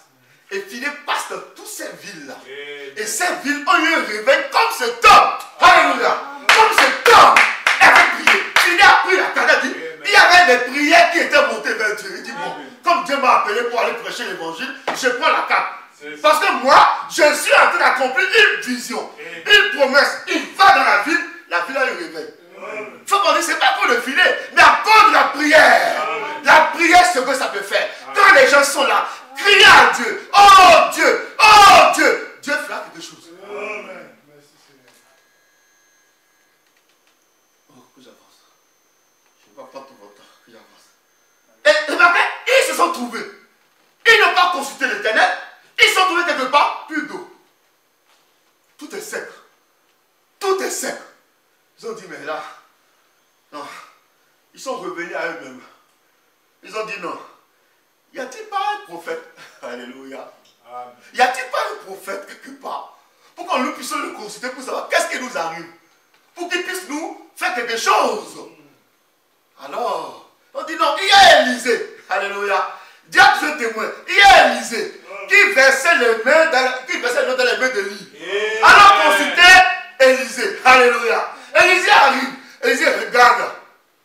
Regarde Joram. Dis Joram, si je suis venu, ce n'est pas à cause de ton père. Ton père a fait de mal à Israël. Mais je suis venu passer à cause de l'Éternel. Josaphat était un peu moyen dedans, à cause de Josaphat. Il dit, bon, qu'est-ce que vous faites, prophète? Il dit, allez me chercher un jouet de harpe. Comment dire, les gens ne comprennent pas dans la musique. Mais parce que Dieu veut la musique. Amen. Hein? Il faut équilibrer. Hein? Il y a des gens qui ne croient pas dans la musique. Parce que Dieu dit, allez me chercher un joueur de harpe. Il faut que l'atmosphère change ici. Ça m'en dit parfois, vous êtes épuisé et vous êtes dans mauvaise humeur. Il dit, vous allez écouter les vieux cantiques de Sion. L'atmosphère change. Comme on dit dans le langage français ici, la musique adoucit les messes. C'est ça, hein? Ça adoucit. L'atmosphère change. Faut qu'on dise, l'atmosphère change. Pas les goubis. Mais une musique chrétienne, ça change l'atmosphère. Chantons comme les chrétiens chantent. Ouais? Chantons comme les chrétiens chantent. Ça change l'atmosphère complètement. Alors, quand le joueur de harpe a commencé à jouer, l'esprit tombe sur Élisée. Élisée commence à prophétiser. Élisée commence à parler. Il commence à prophétiser. Il dit, ainsi parle l'Éternel, faites des vallées. Alléluia. Il dit, n'allez pas chercher autre chose. Restez là et commencez à enlever les rondins de canaux. Allez, creusez. Il y a de l'eau là. Tout est là. Mais continuez à creuser. Enlevez les rondins. Enlevez ces choses qui bougent. Enlevez tout ça. L'eau va couler. Vous ne verrez ni vent, ni pluie. Mais l'eau coulera. Alléluia. Vous ne verrez pas de vent. On est petit, pas de vent petit. Mais restez là. Continuez. Continuez. Vous allez voir vous-même. L'eau sortira. Alléluia. Oh, la vision est correcte. Comme on dit, le prophète a dit, descendez là. Déterrez tous ces rondins. Eh bien, alors, prophète, je vous assure, devons-nous revenir à avoir un autre vin impétueux? Non! Devons-nous commencer une autre pluie de la saison? Non, non! Déboucher simplement le canal. Hein? Déboucher le canal. Il dit, oh! Déboucher le canal. Les gens sont bien. Déboucher simplement les canaux. Afin que le Saint-Esprit puisse couler. Tous ces fanatismes, des ismes, tout le reste qu'il y a dans l'église, ôtez ces choses. Le rocher, excusez-moi, le rocher a déjà été frappé. Les eaux sont fraîches. Ça coule. Mais nos systèmes ecclésiastiques ont bloqué le ruisseau. Il a dit, ôtez ces histoires. Ôtez ça dehors. Vous n'aurez pas à avoir un autre vent impétueux. Vous n'entendez ni vent, ni ne verrez la pluie. Mais cependant, il y aura là de l'eau. Oh frère, pas un nouveau système. Pas un nouveau système. Nous n'en avons pas besoin. Ce dont nous avons besoin, c'est de purifier le système que nous avons. Pas former d'autres assemblées de Dieu ou d'autres unitaires, mais juste purifier les unitaires et les assemblées que nous avons. Enlever de là tous les rondins, toutes les divergences, les disputes, les querelles et des choses semblables. Débarrasser les uns et les eaux se mettront à couler une fois de plus. Il y aura de l'amour, la joie comme une rivière. Ça coulera sur tout le monde. Juste l'amour les uns pour les autres. Nous ne sommes pas divisés. Nous formons tous un seul corps. Un dans l'espérance et la doctrine. Un dans la charité. Mettez tous les rondons dehors. Toutes ces choses. Oh, on dit ça qu'on fait. Je ne vais pas écouter. C'est mon frère. On dit, je ne vais pas. Il fait tout ça, il faut pour s'en sortir. Je suis derrière lui. Ses erreurs, Dieu les verra. Alléluia. Oh, mais toi, tu ne l'as pas écouté. Non, je ne l'écoute pas. Je mets les rondins dehors. Ces histoires dehors. On ne peut pas toujours voir de la même manière. On peut rester cœur à cœur. Alléluia. On peut rester cœur à cœur. On peut rester un dans l'unité. On peut ne pas voir de la même manière, ce n'est pas un problème. Là où il y a les hommes et les opinions, ce n'est pas grave. Mais on peut rester cœur à cœur. Qu'il y a un seul but, Christ. Comment on dit? Si tel frère, il gagne 10 000 âmes pour le Seigneur, l'autre gagne 1 âme pour le Seigneur, doit se rendre à Dieu. Il n'y a pas à se glorifier. Moi, j'ai gagné 10 000. Non. Tous comme ouvriers. Alléluia. Tous comme ouvriers. Qui gagne 10 000, qui gagne tout ça là. Vous savez, j'aime toujours prendre l'exemple du Seigneur. Un jour, il y avait les Grecs qui sont venus pour voir Jésus. Et quand ils sont venus, ils ont quitté de très loin. Ils veulent voir le Seigneur. Ça, c'est dans le genre. Et quand ils arrivent, ils ont appris tout ce que le Seigneur fait. Il discerne les pensées. Il guérit les malades. Et aussi les gentils veulent voir le signe du Messie. Et quand ils arrivent, rencontrent Philippe. Philippe, c'est un disciple du Seigneur. Avant Philippe, Philippe a ça au Seigneur. Mais Philippe dit, je ne partagerai pas la gloire tout seul. Alléluia. C'est bon qui dit ça, c'est pas moi. Et Philippe dit, je ne partagerai pas la gloire tout seul. J'irai chercher André. Alléluia. Oh, quelle harmonie. Ils étaient vraiment des gardiens du temple, du trône. Il dit non, je ne partage pas la gloire tout seul. J'irai chercher André. Viens. Il y a des Grecs qui veulent voir le Seigneur. Et Fabien dit, Philippe et André les ont conduits. Si c'est nous, ah non, c'est moi qui ai amené. Hein? André, tu n'as rien fait. Oh, mais si André n'a pas fait, mais André vient pour qu'on puisse partager la gloire ensemble. Oh, il y avait un but de l'intérieur. Que Christ soit glorifié. Que ce soit moi ou l'autre, peu importe, mais Christ soit glorifié. Oh Seigneur, enlevons tous ces rondelles, ces choses-là, hein, qui nous empêchent d'avancer. Parfois, quelqu'un va peut-être mal parler à sa femme. Il va dire non, je ne vais pas me repentir. Il faut tout te repentir. C'est de l'égoïsme. Ça, j'aime bien dire ça parce que ça touche tout le monde. Dans Apocalypse chapitre 14e partie. Comme je le disais hier à un frère qui était un tout petit peu embrouillé là-dessus. Je lui ai dit, écoutez, frère, si vous disiez quelque chose pour blesser les sentiments de votre femme, immédiatement, vous allez la plaindre. Vous regrettez d'avoir fait cela. Vous êtes déjà repenti dans votre cœur. C'est vrai. Mais vous devez aller lui en parler. Ah, là, il faut encore enlever le modèle. Hein. Non, je me suis repenti dans mon cœur. Non. Les sentiments de votre femme, elle a eu mal. Il faut lui en parler. Il faut que nous arrivions là. Tout le monde, même le prédicateur compris. Il faut que nous arrivions là. Oh, j'ai parlé ça, j'ai senti que ça a dérangé les sentiments de ma femme. Mais parfois, nous, en tant qu'homme, on peut monter notre position d'homme. Mais non. Mais elle est humaine. Quand le pasteur toujours dit, l'homme est fait de chair et de chair. Hein? Vous savez toujours comment dire ça aux gens. L'homme est fait de chair et de chair. C'est parfois, on peut me dire, bon, donne tel midi, dis ça là aux administrateurs. Bon, moi, je vais peut-être venir voir frère Isaac, comme je suis avec frère Isaac, j'ai fait frère Isaac, mais frère Vincent, j'oublie frère. Frère Vincent va commencer à se reporter.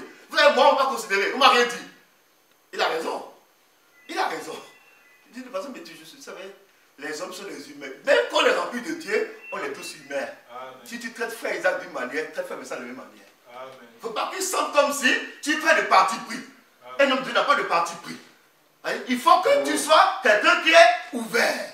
Alléluia. Oh, si j'ai blessé les sentiments de ma femme, je dois aller le voir. Comment on dit? Vous devez aller lui dire, chérie, je suis désolé d'avoir dit cela. À ce moment-là, vous vous repentez entièrement. Une année ici avec Dieu. Un homme qui irait dire, j'ai blessé ma femme dans ce sentiment, ça m'est égal. Je lui dirai que je suis désolé, mais en réalité, je ne le suis pas. Vous êtes hypocrite. Dieu n'agréera jamais cela. Vous devez absolument avoir du regret à cause de vos péchés. Alors, quand vous êtes sûr d'avoir regretté pour vos péchés, et qu'ensuite vous faites la repentance, et que vous faites baptiser au nom de Jésus-Christ pour le pardon de vos péchés, et vous recevez le don, le pardon, vous recevez le Saint-Esprit. C'est si simple. Dieu a vraiment simplifié cela. Vous voyez, il faut un regret. Un vrai regret. Parce que ces choses, parfois qu'on garde, qui bougent, et ça empêche parfois les bénédictions. Frère Bonhomme parle d'un enfant. Ça c'est très important pour toujours nous, les personnes âgées. Parfois, les choses arrivent, on ne saura pas pourquoi. Il parle d'un enfant qui était aveugle. Le frère Bonhomme dit l'enfant aveugle. Et quand il vient devant le frère Bonhomme, il dit ce qui appelle l'enfant d'être guéri, c'est le père.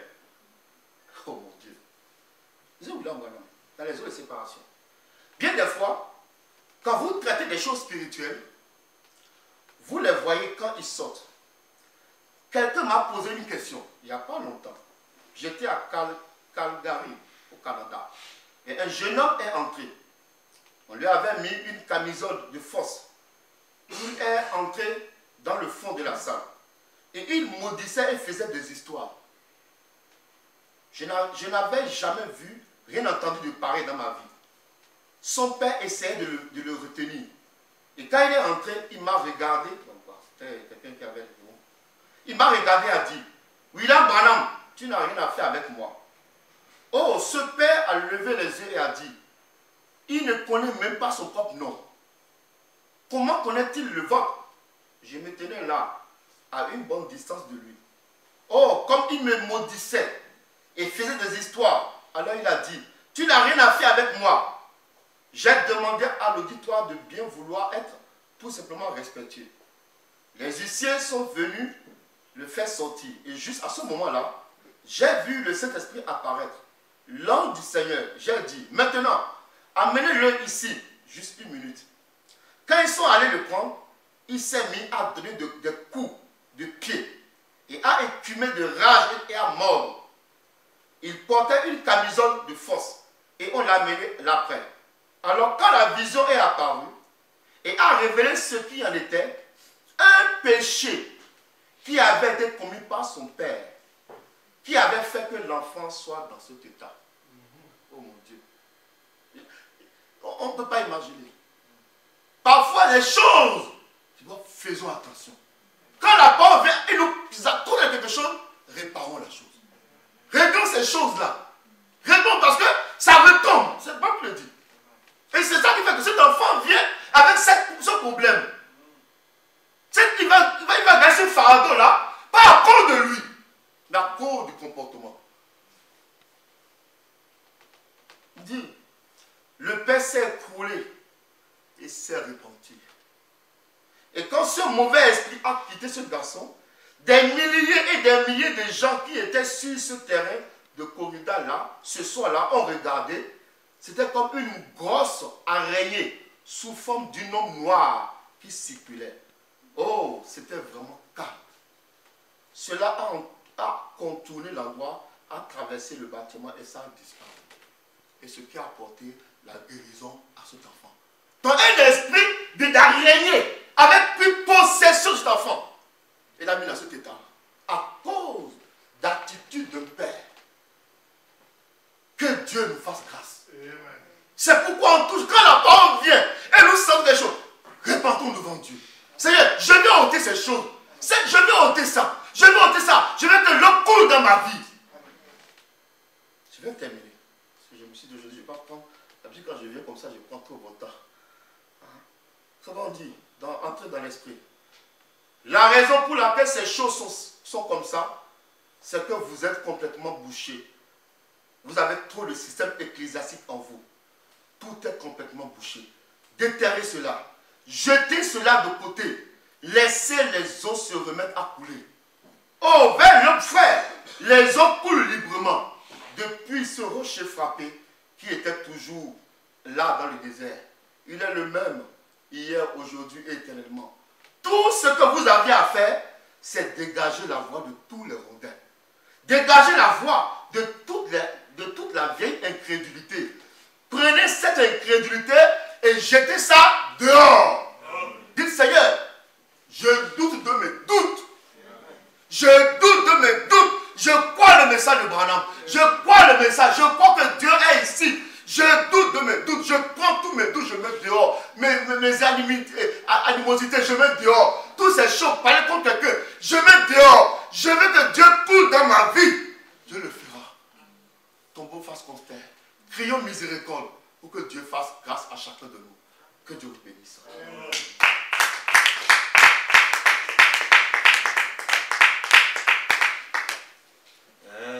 Pitié de moi, Jésus, Fils de Dieu, enlève de mon cœur toute incrédulité.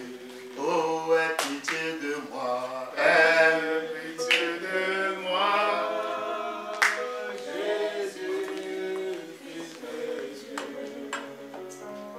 enlève de mon cœur. Oui, toute incrédulité, aie pitié de moi. Jésus,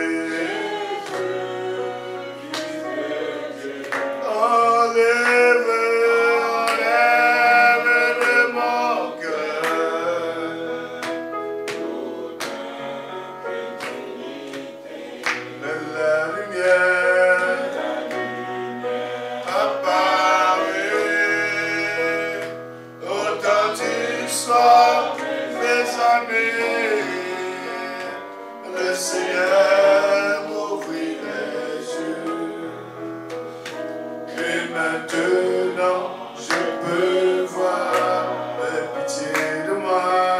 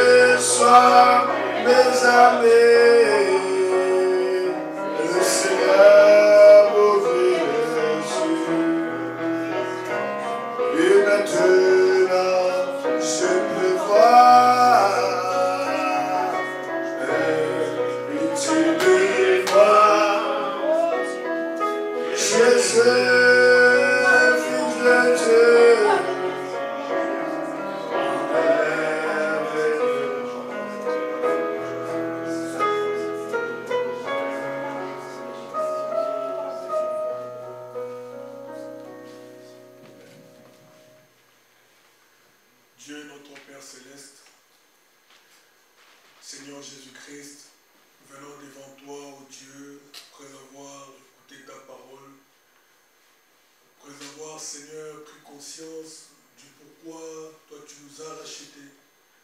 Seigneur, c'est que ton Saint-Esprit, que toi tu as déjà donné à l'Église, ô Dieu, doit accomplir dans nos vies, Seigneur. Père, nous venons devant ton trône de grâce pour réclamer ta miséricorde, Seigneur. Pour te demander, Seigneur, sois miséricordieux envers nous. Amen. Pardonne-nous, Seigneur, ô Dieu, à chaque fois que, Seigneur Jésus-Christ, nous avons laissé les fondamentaux. Amen. Seigneur, ô Dieu Tout-Puissant, nous avons couru, Seigneur Jésus-Christ, cherchant les choses les plus élevées, alors qu'au Père Céleste, la base de toutes les bénédictions, Seigneur, nous les avons laissées de côté, Seigneur. Dieu, notre Père Céleste, toi qui nous as appelés, Seigneur, ô Dieu, pour faire ton œuvre, laisse que tu puisses entrer en scène ce soir, Seigneur Jésus, afin que tu puisses, ô Dieu Tout-Puissant, ôter, Seigneur, mon Père, mon Dieu, dans nos cœurs, tout ce qui nous a empêchés, Seigneur, ô Dieu Tout-Puissant, de manifester ton œuvre, Père. Tout ce qui nous a amenés, Seigneur, dans des disputes, dans des choses, Seigneur Jésus-Christ, oh Dieu, dans la discorde, Père. Est-ce que cela soit ôté au nom de Jésus-Christ? Oh Dieu, notre Père Céleste. Humilie nos cœurs, Seigneur, mon Père, mon Dieu. Humilie-nous ce soir, Seigneur.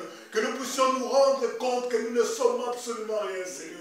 Oh Dieu, nous sommes simplement entre tes mains. C'est toi seul qui peux nous façonner, Seigneur. C'est toi seul qui peux nous utiliser. C'est toi seul qui peut tirer la gloire de nos vies, Seigneur. Non pas notre propre volonté, mais c'est toi qui entres à nous, Seigneur, et qui accomplis ta parole. Accorde-le, Seigneur Jésus-Christ. Oh Dieu Tout-Puissant, nous croyons que tu ne parles pas en vain, Seigneur. Si tu as envoyé ce message, c'est dans un but, oh Dieu. Et laisse que nous puissions prendre conscience en sortant d'ici, Seigneur. Oh Dieu notre Père, que nous puissions, Dieu Tout-Puissant, Seigneur Jésus-Christ, prendre un nouveau départ avec toi, Seigneur Jésus. Oh Dieu, veillez, Seigneur, nos vies, Seigneur Jésus. Dieu notre Père, afin que le Saint-Esprit puisse agir parmi nous, Seigneur. C'est pour cela que nous sommes là, Seigneur. C'est pour ça que tu as établi ton Église, oh Dieu Tout-Puissant. Père, tu as dit, tu es le cep, nous sommes les sarments, Seigneur. Oh Dieu, c'est les sarments qui portent les fruits, Seigneur. Tu nous as appelés, tu nous as élus, Seigneur, pour porter les fruits du Saint-Esprit. Dieu, notre Père Céleste, accorde-nous ta grâce. Nous nous humilions devant toi, Seigneur, et nous nous abandonnons entre tes mains, Seigneur.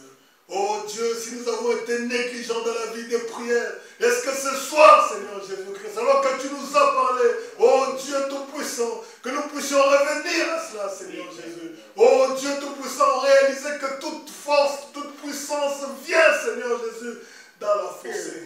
Oh Dieu, merci, quand nous nous humilions, Seigneur Jésus-Christ, quand nous pouvons tourner nos regards vers toi, Seigneur, dans la prière, oh Dieu, c'est là que tu accomplis des grandes choses. C'est ce que nous voulons, Seigneur. Oh Dieu, que ce ne soit pas simplement dans l'église, comme une forme de religion, Seigneur, mais que cela soit dans nos maisons, partout où nous sommes, Seigneur Jésus. Oh Dieu Tout-Puissant, que nous puissions nous atteler à la prière, à la parole de Dieu. Accorde-le, Seigneur Jésus. Nous nous abandonnons entre tes mains, Seigneur. Bénis ton serviteur que tu as utilisé ce soir. Dieu, notre Père Céleste, que tu puisses le soutenir, Seigneur, le bénir encore une fois, oh Dieu Tout-Puissant, donner plus d'inspiration, qu'il soit une bénédiction pour tes enfants, Seigneur. Accorde-le, Père. Nous nous abandonnons entre tes mains. Oh Dieu, bénis aussi notre pasteur, Seigneur. Sois avec lui, renouvelle sa santé, Seigneur. Nous nous attendons à cela, Père. Dieu, notre Père, s'il y a des requêtes parmi nous, Seigneur, oh Dieu Tout-Puissant, si tes enfants ont un besoin quelconque, Seigneur notre Dieu, laisse que, oh Dieu, à cause de ta parole que nous avons reçue, que tu puisses répondre à chacun selon son besoin. Fais-le, Seigneur Jésus. Nous nous abandonnons entre tes mains. Bénis les paniers de fonds et des dîmes. Que tout soit pour ta gloire. Au nom de Jésus-Christ. Amen. Nous avons donné quelques brochures. Donc, si en sortant, vous voulez prendre quelques brochures, vous pouvez prendre. On va laisser ici, s'il y a un besoin, on peut toujours se servir. Que Dieu vous bénisse. La manne cachée, c'est Jésus. La manne cachée. La manne cachée, c'est Jésus.